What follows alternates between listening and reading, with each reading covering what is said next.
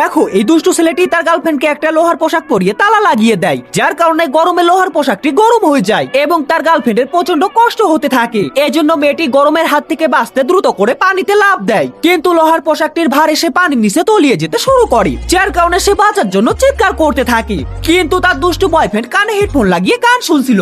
তবে একজন ধনী বুড়ো দূর থেকে বিষয়টিকে দেখতে পায় এবং সে দ্রুত করে মেয়েটিকে বাঁচিয়ে নেয়। এরপর এই মেয়েটি বুড়োটিকে ভালোবেসে ফেলে এবং সে তার গার্লফ্রেন্ড হয়ে যায় এবং এই বুড়োটিও মেয়েটিকে ভালোবেসে তার বাড়িতে নিয়ে যায় রোমান্স করার জন্য।